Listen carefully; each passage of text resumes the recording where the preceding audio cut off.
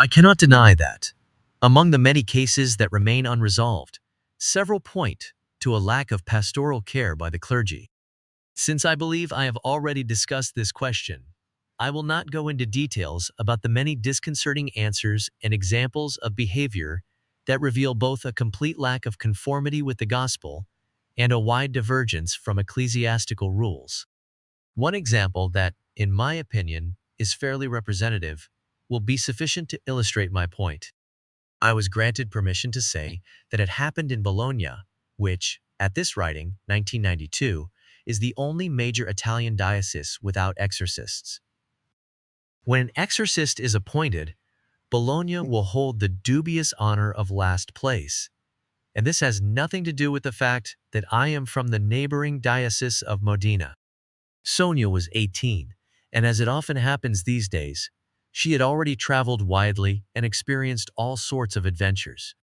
Among others, she had formed some ties to the dark groups of punk extraction and had participated in many satanic rituals and seances with them. For all her efforts, she had been rewarded with a number of very strange phenomena. She was immediately striking because she always wore a black scarf around her neck and large black sunglasses. She could not stand daylight. If by chance she was momentarily exposed to it, she would scream, writhe, and run to hide. She claimed that often at night she was visited by ghosts who did not let her sleep. At times, she sang strange slow songs, oriental-sounding tunes. She was subject to frequent, sudden fainting spells that caused her to swoon anytime, anywhere. Sonia and her parents were non-believers.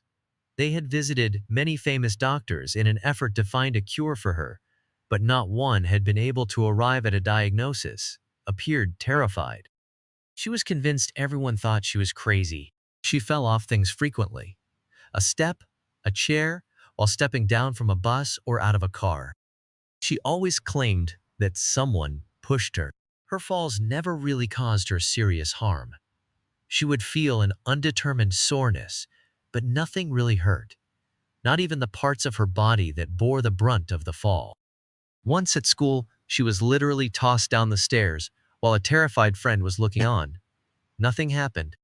She simply said that she had felt a violent push, and the one witness of the incident confirmed this statement, saying that she saw Sonia being pushed down the stairs by an invisible force. Finally, a friend of the family who, because of her work, was well known at the chancery and by some of the auxiliary bishops, this was 1986, asked one of them for advice and for the name of an exorcist. Not only was she told that there were no exorcists and that there was no need of one, but she was also ridiculed for her fears and told not to give in to her imagination, because priests had much more important work to do than to deal with foolishness. She then approached other priests with the same results.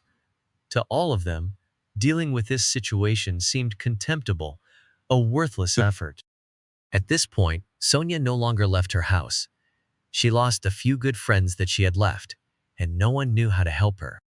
Since this is all I know of the case, I cannot say with certainty what caused Sonia's ailment.